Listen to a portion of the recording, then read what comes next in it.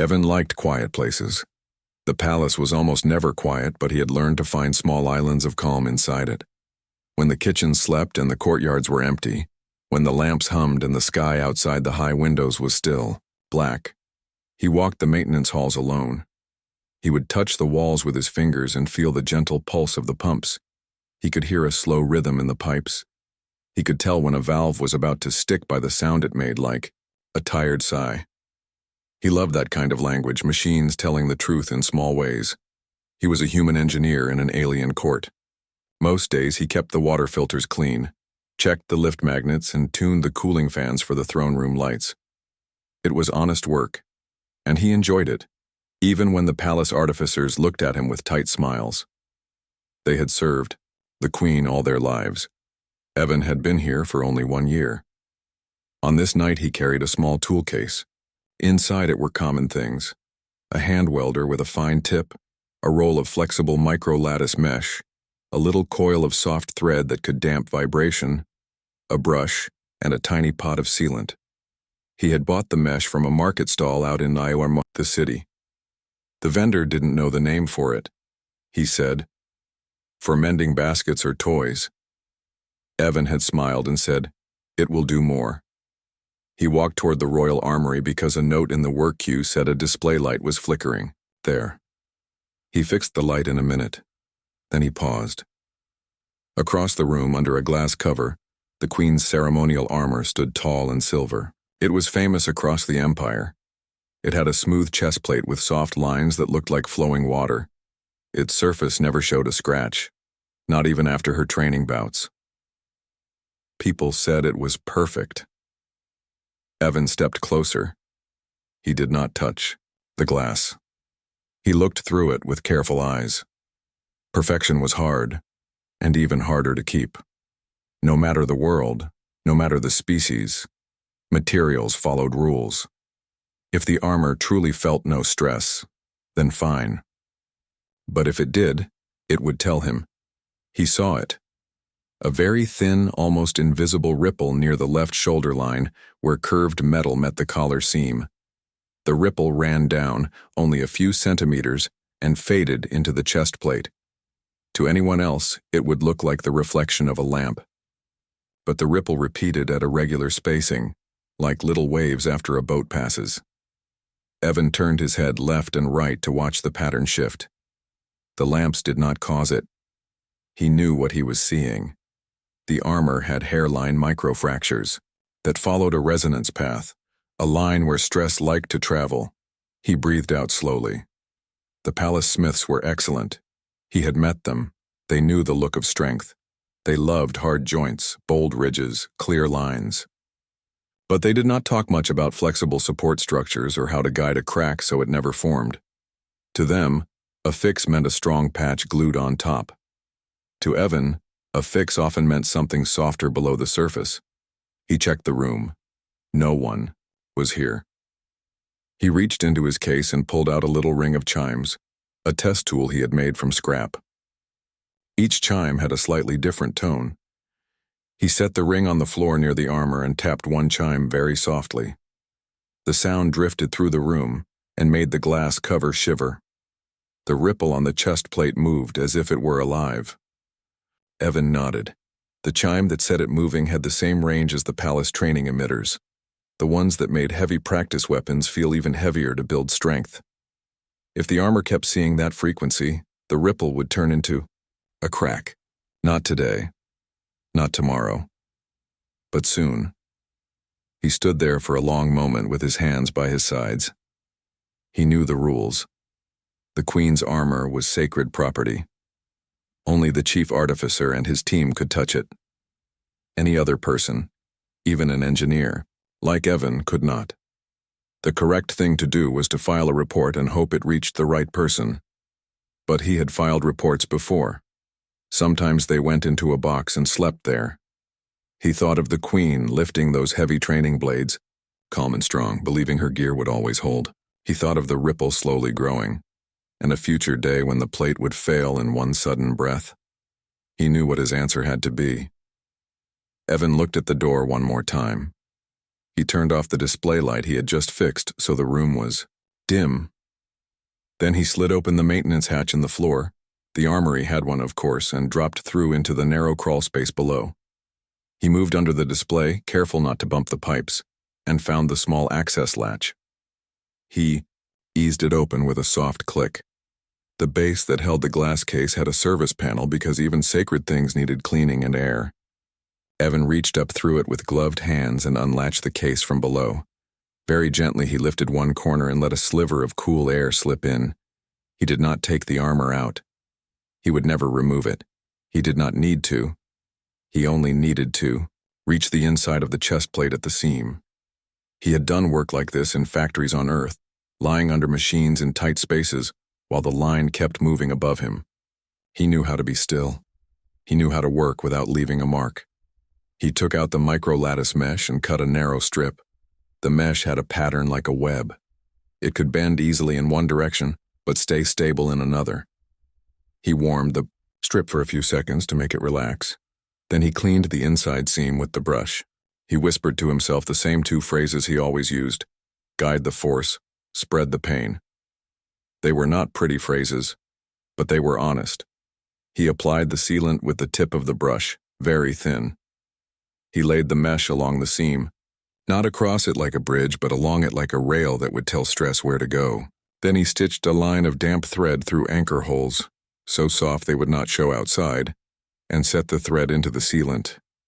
The thread was special. When the metal vibrated, the thread would heat a little and absorb energy, like a kind hand taking a shaking one. He stopped when he heard boots in the hallway above. 2 guards walked by. Their voices were light and easy. One said he had seen the Queen practice earlier and that she had smiled after a clean spin. She likes to train early, the other said, before everyone is awake. She says the air is honest at dawn. Evan held still, hardly breathing. The guards went on.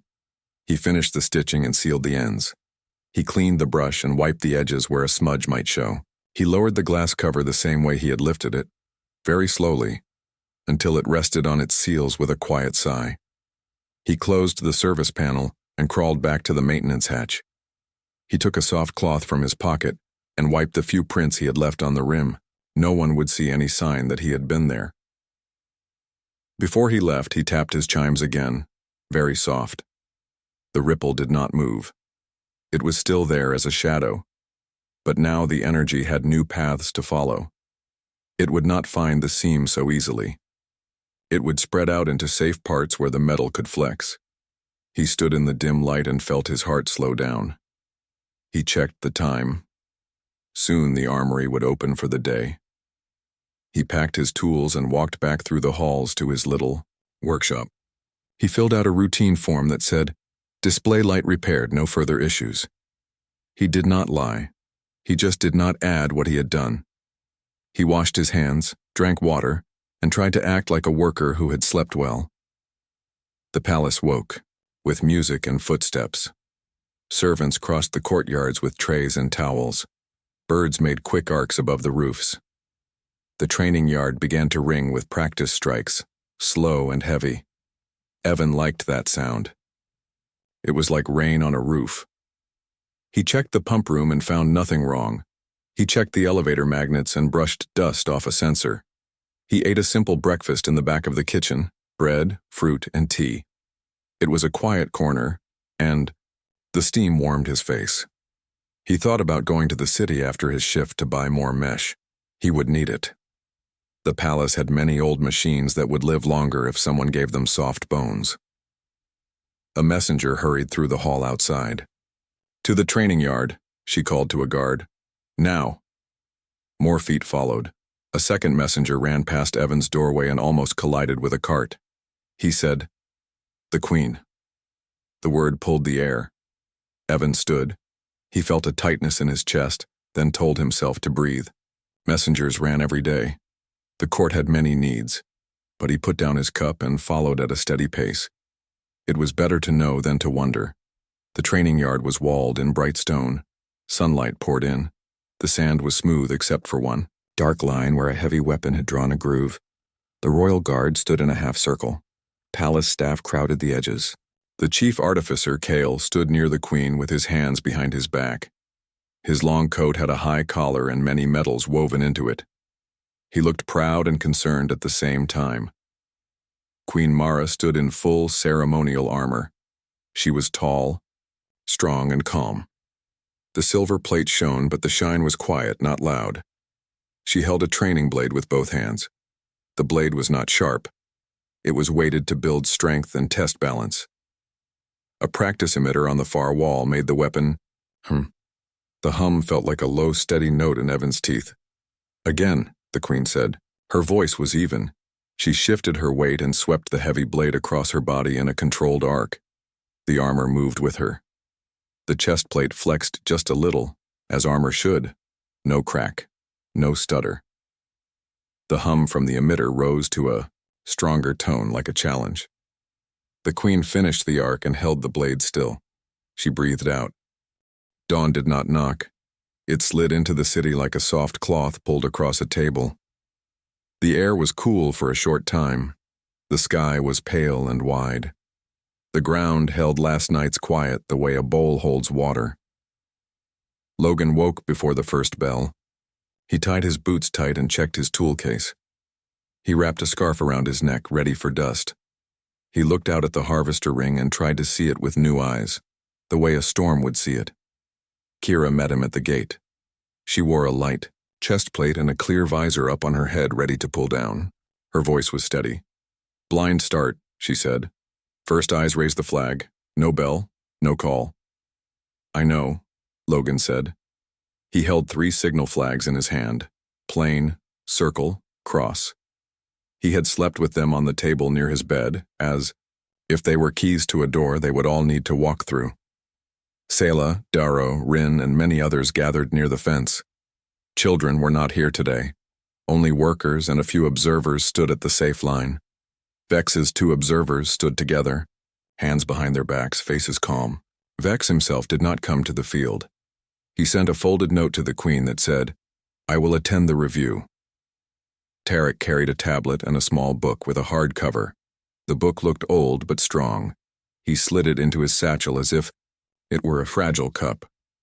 Arya arrived with 2 quiet guards. She wore a simple robe and a dust scarf around her neck, like any other person would on a day like this. She stepped to the fence and looked out at the ring of tall structures. She did not speak. She did not have to. Her presence said, "I am here. I will stand with you." Logan walked to the marker that gave a clear view of the south and east. He shaded his eyes and searched the line where land met sky. Kira moved to the west side to watch that horizon. The team stood by their units in pairs, one from east, one from west at every station. Each pair had a rope coil, a bucket with dye, and a rag folded into a neat square. The knots on the power lines were spaced by a hand's width, tied at every meter. The air was still. Then, very slowly, the far sky changed color. It was not dramatic.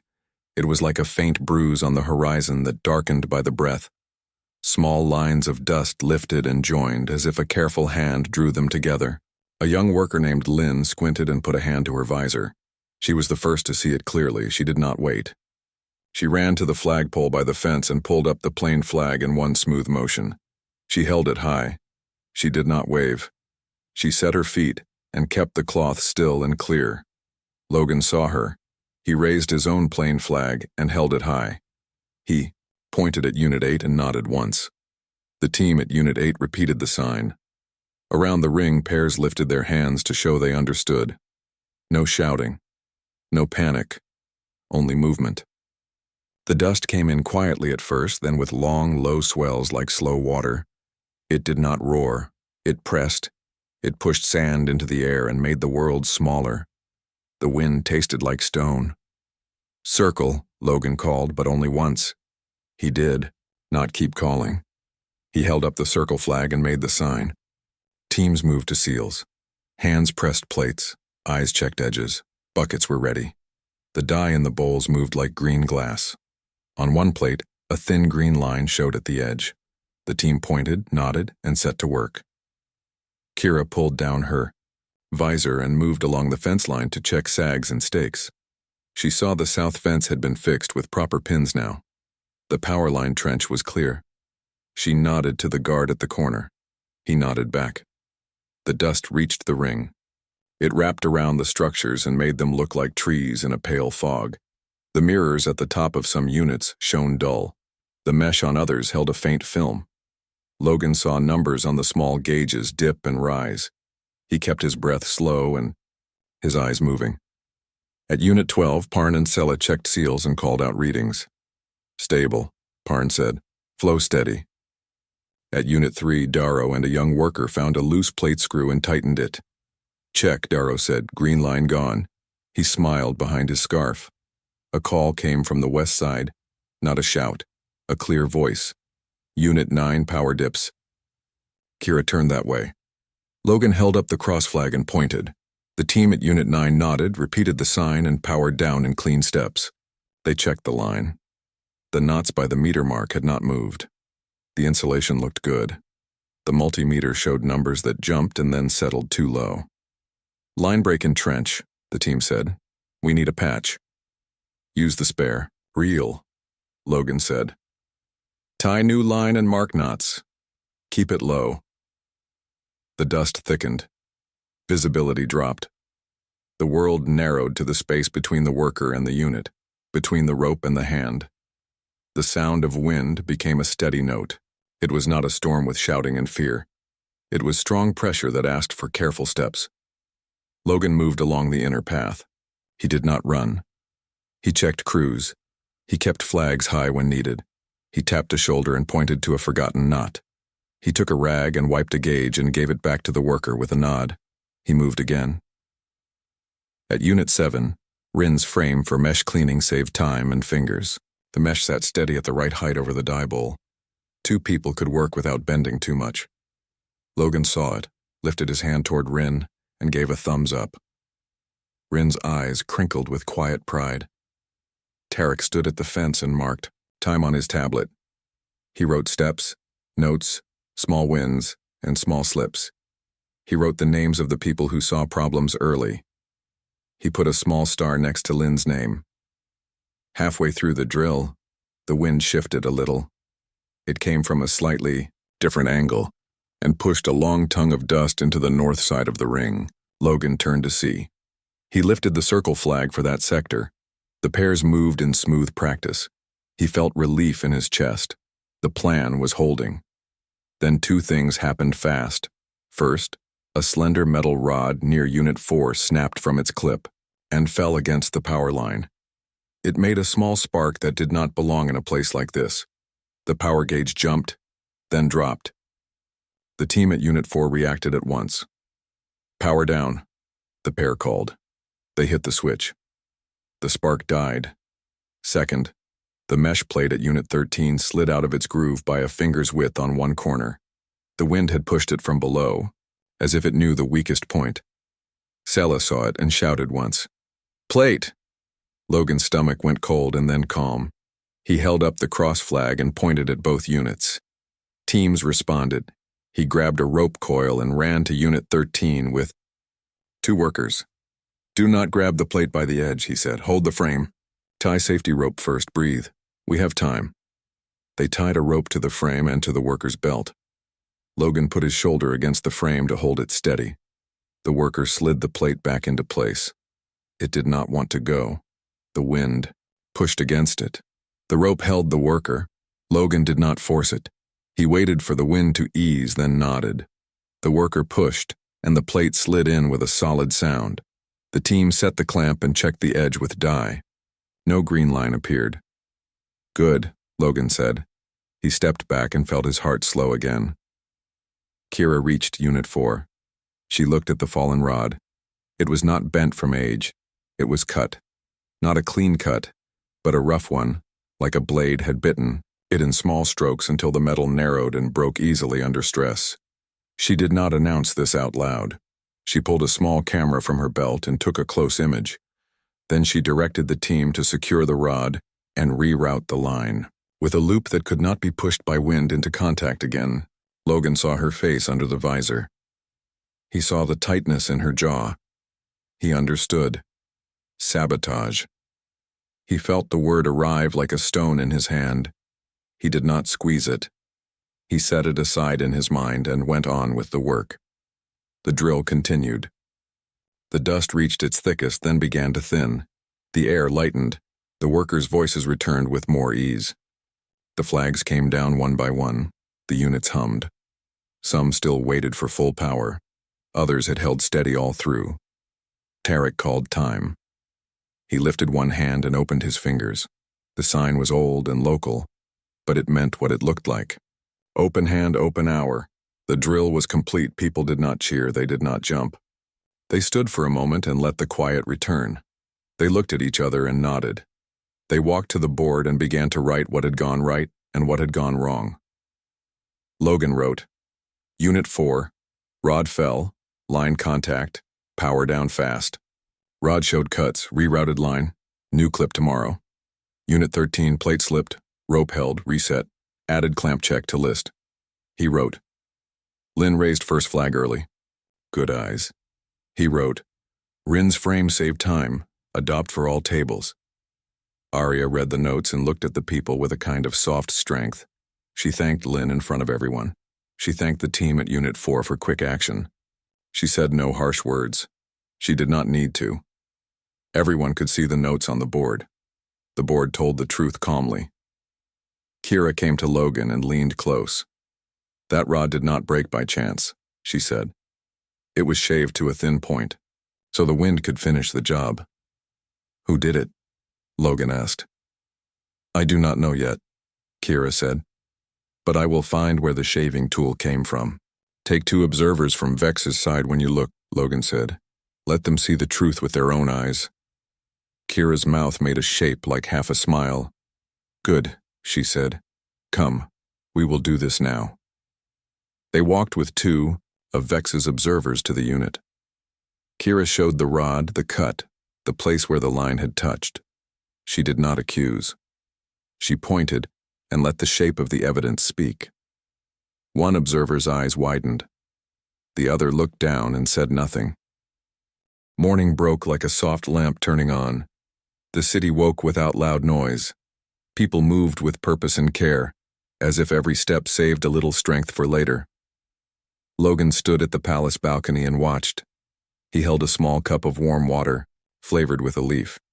He did not drink it all at once. He took one slow sip and let the warmth calm his chest. Tarek met him in a cool passage lined with carved symbols.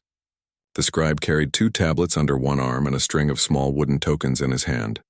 Today is busy, Tarek said in his even voice. Open court in the morning. Workers will speak. Then training with Captain Kira, because you must stand in the right places during certain rites. After midday, we go to the harvester field for open workshops. At dusk, we return for review. I am ready, Logan said. What do the tokens mean? Questions, Tarek said. Anyone may take a token at the door. When a person speaks, they pass the token to the next person. That way, all voices move forward. It keeps the loud from drowning the quiet. I like that, Logan said. They stopped at a small alcove where a bowl of water rested, covered by a clear lid. Tarek lifted the lid, dipped a finger and drew a short line on his forehead. Logan watched. Tarek looked at him and explained. This is the mark of mindful speech, he said. It means speak clearly and only as much as needed. It is not a religious thing, he added quickly, seeing Logan's thoughtful look. It is just a promise to be careful with words in a dry land. Logan dipped his finger and copied the mark. The water was cool. He felt his breath slow. Kira joined them near the hall doors. She wore a light chest plate and a sash the color of early sky. Her sword hung flat at her side, tied so it did not swing when she walked. She eyed Logan's plain tunic and the bond band on his wrist. You stand on my left, she said. Not the queen's left, my left. That keeps you in the right circle when you speak. If a bell chimes twice, you stop. No one speaks through 2 chimes. Understood, Logan said. Do not touch the staff on the stand, she added. That is the council's staff. Only the queen and the oldest counselor may touch it. I will not touch it. Kira looked satisfied. Good.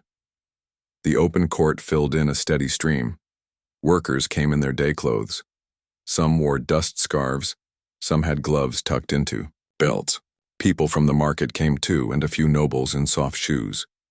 Vex entered with 2 observers, as Arya had allowed.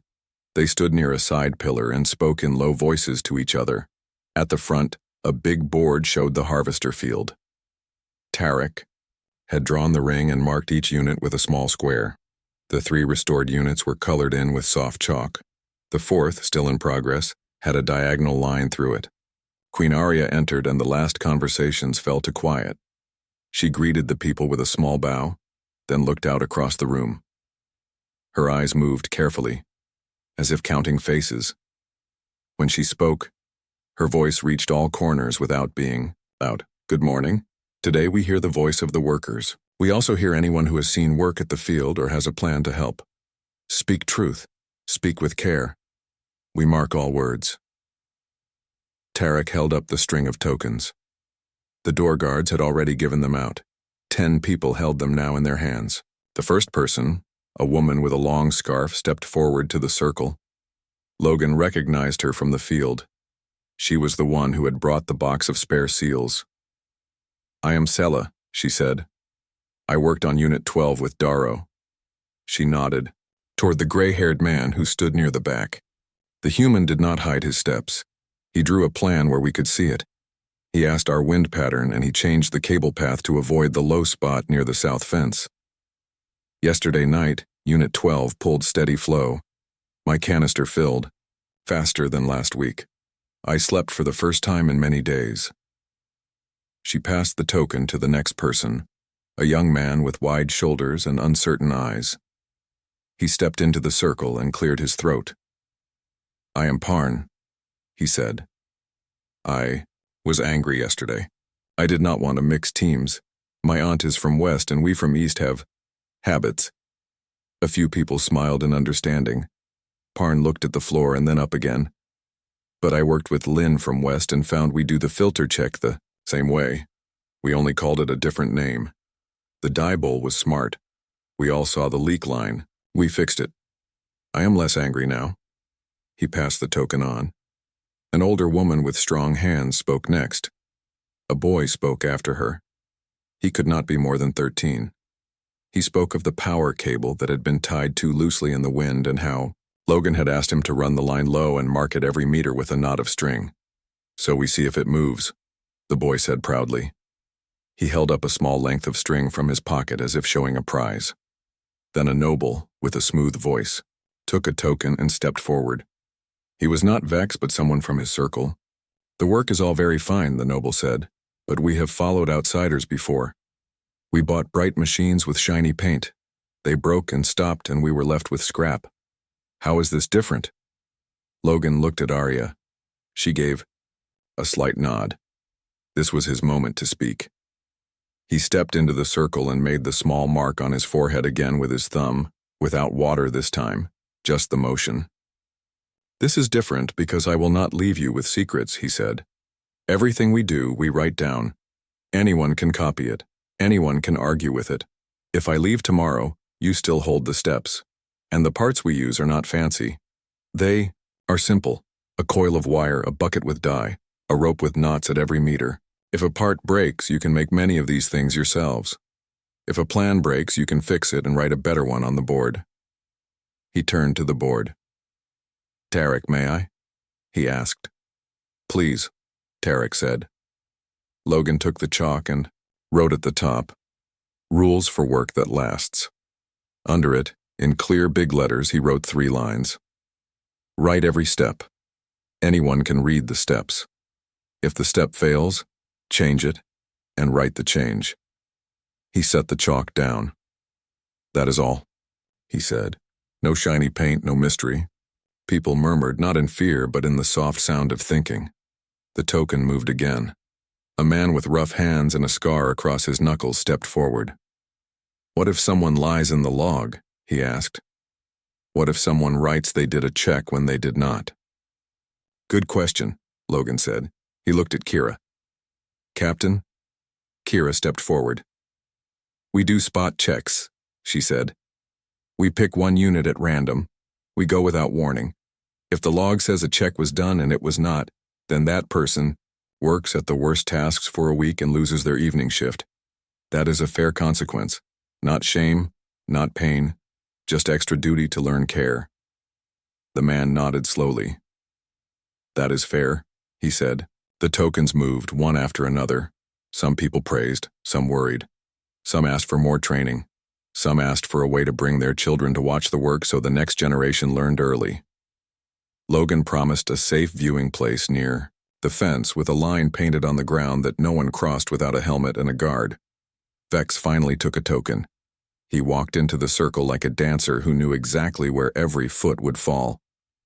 Words are rain, he said in his smooth tone. They feel good on the face. Then they sink and vanish. Today you give us rain. Very nice. But tomorrow, when no one watches, will the mixed teams still follow the same plan? Or will old habits return? The trial of harmony has a second sign for this reason. Today is the voice. Tomorrow is the balance under stress. He turned his head just enough to include the whole room. A storm drill, I hear. Let us see the mixed team stand steady in dust. Let us see if this work is more than chalk on a board. He passed the token back and stepped out of the circle. He did not look at Logan. He did not need to. His meaning had already spread like a thin film across the floor. Arya lifted her hand and the bell chimed once. The voice has been heard, she said. Thank you for your care. We will show logs in the open court every evening. Anyone may read. Anyone may ask a question. After midday, the workshops begin. Bring your gloves. The court broke into movement. People left in slow lines. Some stayed to look at the board. A small group formed around Tarek, asking about the record chips in the bond bands and how a person could check them later. Tarek answered with patience and exact steps. Logan stood to the side while Kira reviewed a list with 2 guards. The Queen approached. Up close, she looked less like a statue and more like a person who had slept too little. The lines at the corners of her eyes were not age. They were duty. You did well, she said, simple and direct. So did your people, he said. They want to work. They needed a clear path. Arya's mouth curved for a brief second. A clear path, she repeated, as if tasting the words. She fell quiet, then said, There is one more thing. The pillar of light, the third sign, is not only a symbol. It is a device in the old chamber under the council room. It wakes when an oath of union binds. It reads changes in the halls, air in the 2 bond bands. No one knows exactly how. When harmony grows, the light rises to the ceiling. When discord grows, it dims. Have you seen it before? Logan asked. I saw it when my mother ruled, Arya said. She took an oath of union with a healer to stop a plague in a mine valley. The pillar rose when the healer taught everyone to wash tools and hands at the right points. It dimmed when people fell back to old habits. In the end, it rose and stayed. She looked at him. I have not seen it light since then. Will we see it today? He asked. Dawn came like a careful hand opening a window. Cool air touched the city for a short hour before the sun began its climb. Logan woke with the first light. He washed his face, folded his scarf, and checked his tool case even though today was not a field day. Habit calmed him. A coil of wire, spare fuses, chalk, and a small notepad. These small, steady things reminded him who he was. A bell rang once from the palace, not loud but clear. It was the sound that called people to open court. The hearing would begin at first light, just as Arya had ordered. Logan walked the corridor with Tarek and met Kira at the turn to the seal room. The captain's eyes were steady. She had slept in a chair against the door with 2 guards and had not taken off her chest plate. The keeper of seals is inside, Kira said. We did not let him leave. He is not a prisoner. He is a witness. We counted every seal. 3 are missing. The spare key is gone. Tarek held his old hardcover book close to his chest. We will show the marks, he said. His voice was calm, even more than usual, the way a calm river is still before a bridge. They walked into the open court. People filled the hall in careful rows, workers in dust scarves beside nobles in soft shoes. At the front, Arya stood by, the council staff. The staff was tall and simple, with a narrow band of metal at the top. Vex stood among a group of nobles near a pillar, hands folded politely. He looked almost pleased to have a serious day to display serious manners. Arya raised her hand. The room quieted at once. "We open court," she said. "We will hear about the forged decree. We will count the seals. We will listen to the keeper of seals. We will compare old words and new words. We will do this without shouting. We will do this with care." She turned to Kira. "Captain." Kira stepped forward with the folded decree that had tried to arrest Logan the night before. She held it up for all to see. "This paper says the call for aid was false," she said. "It says our guest entered as an invader. It carries the 6-point star seal. It came to the carrier, with proper words, but the small chip on the seal's edge is missing. The old seal has a chip, this one has none." She set the decree on a flat stand. Next, she placed an older strip of paper under a lamp. The star on that strip had a tiny broken point on one arm, a flaw as small as a grain of sand. "The keeper of seals will speak," Kira said. An older man stepped forward, thin and careful, with hands that shook only a little. He wore a plain robe and a narrow belt with a ring of keys. His eyes were tired and true. "I am Raylan," he said. "I keep the seals. I count them each day. I lock them each night. The box has 2 keys. Yesterday afternoon, both keys were present. Last night, the spare key was gone. I did not take it. I told Captain Kira at once." Kira nodded. "I confirm it," she said. "We searched the room. We found the box undamaged. The spare key was not in its hook. 3 seals were missing. The ledger shows 3 stamps pressed after the hour of last count." "Who else has access?" Arya asked. 4, Ryland said. "Myself, my assistant, the council clerk, and the night watch." Kira lifted a small lens and set it near the lamp. "We also found tiny marks on the shelf," she said. "Someone slid the box and put it back.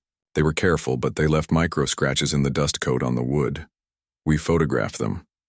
She set a panel on the stand. It showed a close image of the shelf.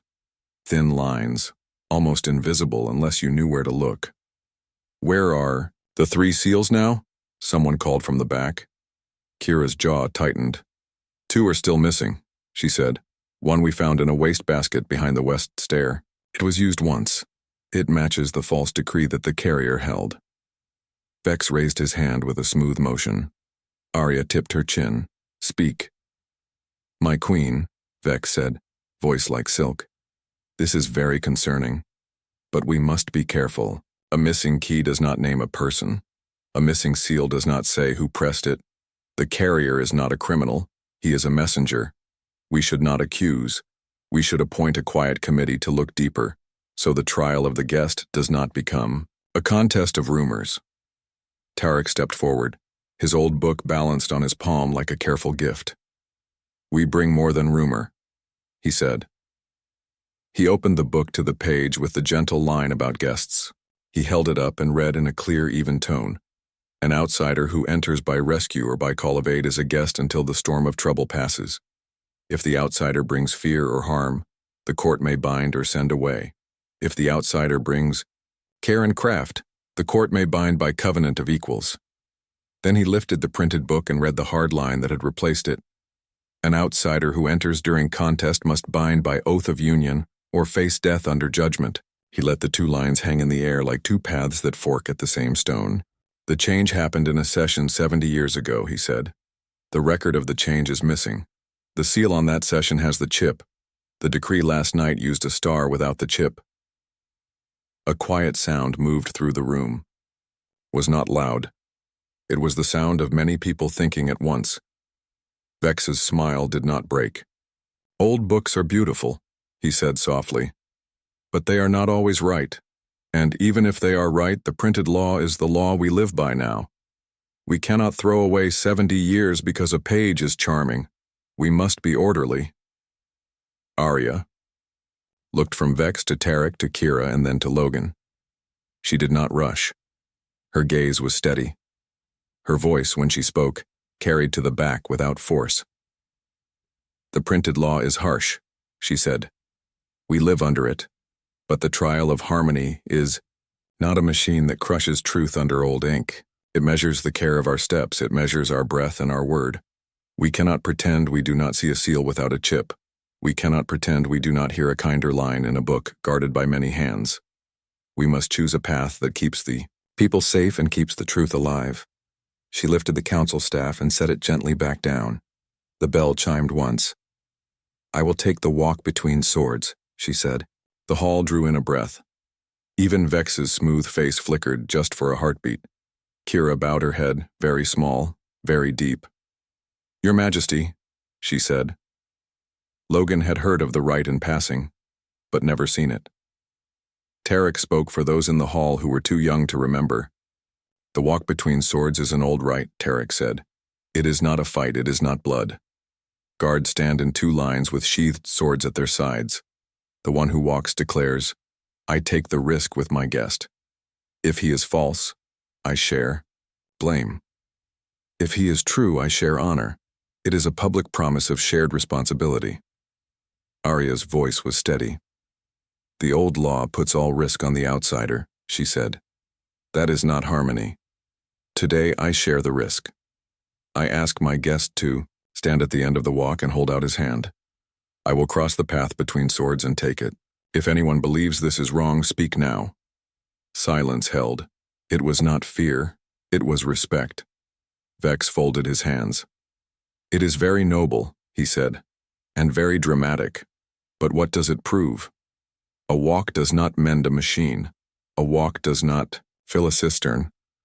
Logan stepped forward. His voice was quiet and simple. A walk does not fix a machine, he said, but it does tell the workers that their queen will stand in dust with them. It tells them that if the old law falls on me, it will fall on her too. That changes how people speak and act. It moves fear out of the room. Then we can speak as equals. He looked at Arya, and their eyes met for a steady second. He felt the weight of her choice. He also felt the rightness of it, like a beam set true before the wall goes up. Kira set the guards in two lines in the central aisle. The swords stayed sheathed. The guards stood with feet shoulder-width apart, hands at their belts, faces calm. The line made a narrow path straight from the council staff to the first carved circle, where Logan had taken Arya's hand on the first day. Arya stepped to the start of the path. She removed her crown band and handed it to Tarek. She took off her light outer robe and stood in a simple dress, the color of early dawn. She looked smaller without the robe, more like a person and less like a symbol. That seemed right. The rite was not about symbols. It was about trust. Logan walked to the end of the path and raised his hand, palm open. He did not say words. Words would only crowd the moment. Arya stepped forward. She walked between the lines of guards. No one moved. Dust in the air made thin pillars in the light above their heads. The hall was so quiet that Logan could hear the soft rub of her sandals against the stone. As she reached the halfway point, a small voice cried out from the back, not in fear, but in strength. For the Queen, the voice said. Other voices followed, low and steady. For the Queen, for the work, for the truth. The sound did not swell. It held like a hand under a heavy beam. Support, not noise. Arya reached the end of the path and stopped before Logan. She lifted her hand and placed it in his. He held it with care, the way a person holds a useful tool. Firm enough not to drop, gentle enough not to harm. I share the risk, she said in a voice everyone could hear. If he is false, I accept blame. If he is true, I accept the new path. The bell chimed twice. The rite was complete. Tarek wiped his eyes with the back of his hand, quick and almost hidden. Kira's mouth softened. Vex's smile was still there, but it had become a mask that did not fit his eyes. Arya took her crown band back and placed it on her head. She turned to the hall. Now we make the choice clear, she said. We will not force marriage to keep safety. We will replace the old line. Sundown was close, but the light still held like warm metal. The hall was full. People stood in the aisles and along the walls. The big screen showed the covenant of equals in clear, simple lines. Children sat cross-legged near the back with copies in their laps. Elders leaned on canes and read with careful voices to those who could not see the front. Arya stood by the council staff. Logan stood at Kira's left in the right circle. Tarek held the old hardcover book against his chest. Like a trusted tool, Vex waited near a pillar with his hands folded. A gentle smile set on his face as if it had been placed there and forgotten. "We will hear final questions," Arya said. "Then we will go to the pillar chamber. After that, we vote." A woman from the market lifted a hand.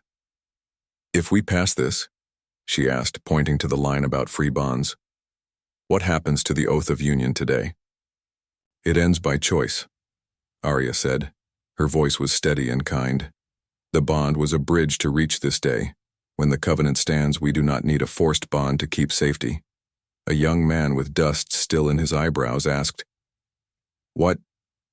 If someone breaks a rule about logs," Kira answered. "Spot checks, extra duty for a week, no shame, no pain, clear learning." Sela raised a hand. "Can children still come to the fence to watch work?" "Yes," Logan said. "The safe line stays. We will add a bench and a shade cloth so elders can sit and teach while they watch." The questions were not sharp now. They were like small stones placed carefully into a wall to make it strong. People wanted to be sure. People wanted to feel the shape of their life under the new words. Arya looked at Tarek. "Anything else before we walk?" she asked. Tarek lifted a small slate. "Only this," he said. "We will keep old copies of law, not to worship the past, but to guard the future. If we change words, we say why. If we remove a line, we put the old line next to it for 7 days. No secret edits." Arya nodded. "Good," she said. "We go to the pillar." The hall shifted. The crowd opened like a quiet tide making way for a boat.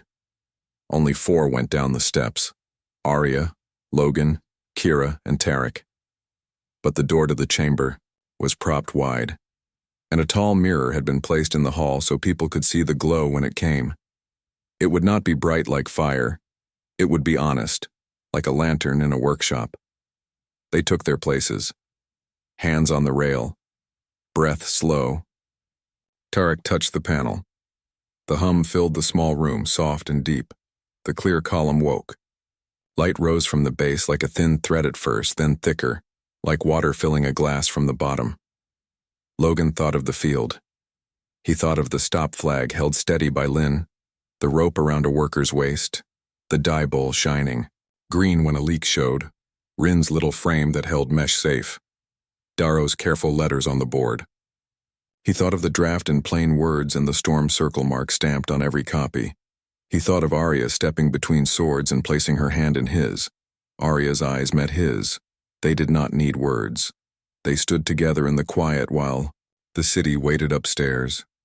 The glow climbed past the halfway mark and did not dip. It rose higher than the night before, then higher still, slow and patient, as if it had learned their breath and liked it. It rose until it was 1 hand below the ceiling and held there, steady as a beam. Kira let out a breath that could have been a smile, if breath could smile. Tarek touched the wall where the new line carved itself with a faint scratch. He nodded, once, small and true. They climbed the steps back to the hall. The mirror showed the glow's last soft echo. People had not cheered.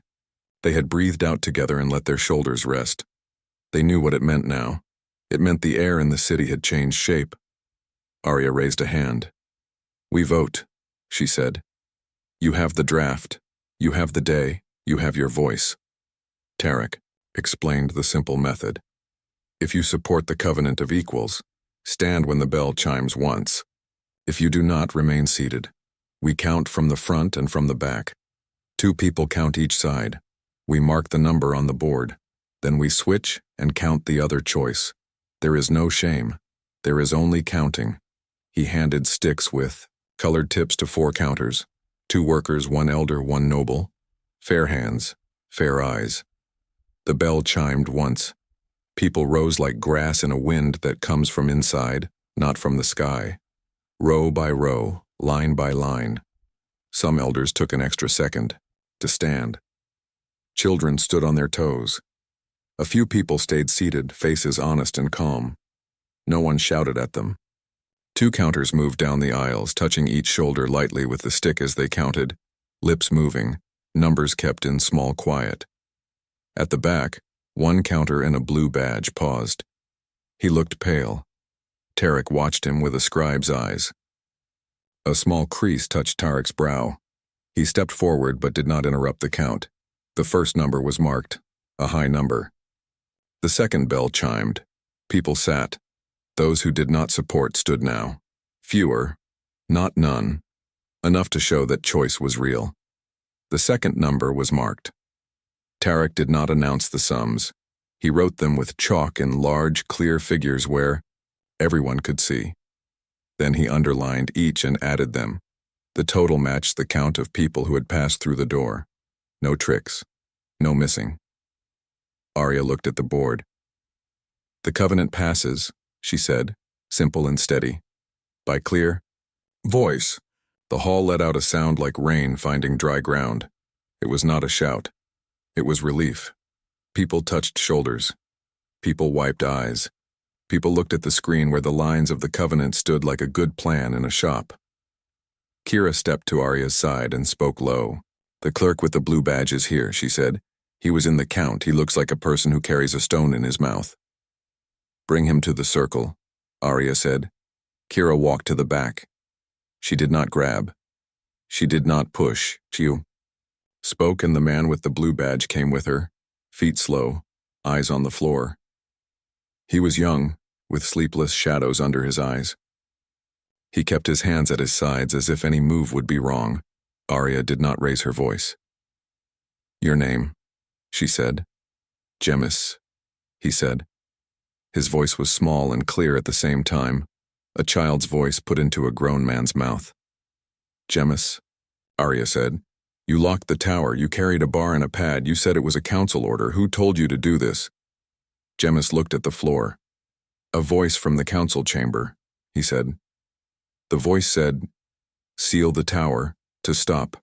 False words. Use the emergency form and sign it with your hand." I was told I would be protected. I was told my mother would not lose her water share if the screen stayed dark. Logan felt anger like a hot coil, but he kept it in his chest and let the outside of his face stay calm. Threats of water shares were quiet knives in a dry land. He looked at Arya. She did not move for a heartbeat. Then she nodded once. "Jemis," she said. "Look up." He did. His eyes were wet and red. "You are responsible for your hands," she said, "but you are not the only hand here. Will you tell us who told you to do this?" Jemis swallowed. He looked to the nobles by the pillar. Vex's gentle smile had not moved.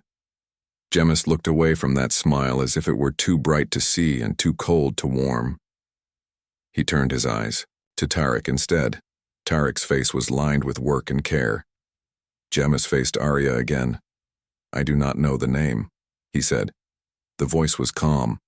It called me good clerk, as if I were a child. It said the city would break if people saw the draft. It said to use the star seal with the chip because that would stop questions. Kira spoke to the guards at the door. "Bring the voice logs from the council chamber," she said. "We checked them with the pillar line tonight." Vex lifted a hand. "My queen," he said smoothly. "This can wait. We have a celebration, yes? Or at least a closing. The covenant passed. We should let people eat." Arya's eyes thinned at the corners, a sign of thinking, not of anger. "We will eat," she said. "We will also finish one more step." She turned to Logan. "The bond," she said softly. Logan stepped into the first carved circle. He lifted his hand, palm open. Arya walked to him, as she had in the walk between swords, but this time the hall felt lighter. She placed her hand in his.